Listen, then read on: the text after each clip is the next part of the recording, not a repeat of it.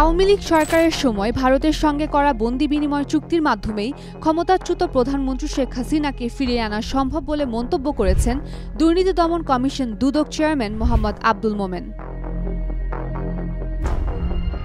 14 মে রাজধানীর সেগুনবাগিচায় দুদকের প্রধান কার্যালয়ে সাংবাদিকদের সঙ্গে আলাপকালে তিনি মন্তব্য করেন। এছাড়া ব্রিটিশ এমপি টিউলিপ সিদ্দিককে দেশে ফিরিয়ে আনার বিষয়ে ডক্টর মোহাম্মদ আব্দুল মোমেন বলেন, ব্রিটিশ এমপি টিউলিপ সিদ্দিক আত্মপক্ষ সমর্থনের সুযোগ হারিয়েছে। দেশে ফেরাতে ইন্টারপোলের সহযোগিতা নেবে দুদক। টানা সপ্তমবারের মতো বেস্ট টিস্যু পেপার ব্র্যান্ড হিসেবে স্বীকৃতি পেয়েছে বসুন্ধরা টিস্যু।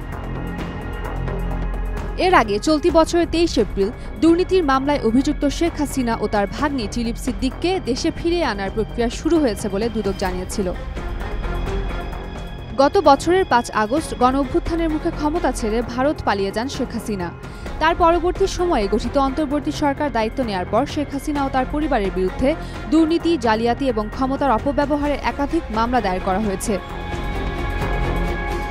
দুদক অভিযোগ করেছে যে ক্ষমতার অপব্যবহার ও জালিয়াতির মাধ্যমে রাজুকের আবাসন প্রকল্পে 10 কাঠা করে 60 কাঠার প্লট বরাদ্দ নেওয়ার ঘটনায় শেখ হাসিনা ও তার পরিবারের সদস্যসহ 23 জনের বিরুদ্ধে 6টি মামলা চলছে। উম্মেরুম্মান ক্রান্তি, Daily Sun. For more updates, follow us on Facebook, subscribe our YouTube channel, get the latest update on www.daily-sun.com.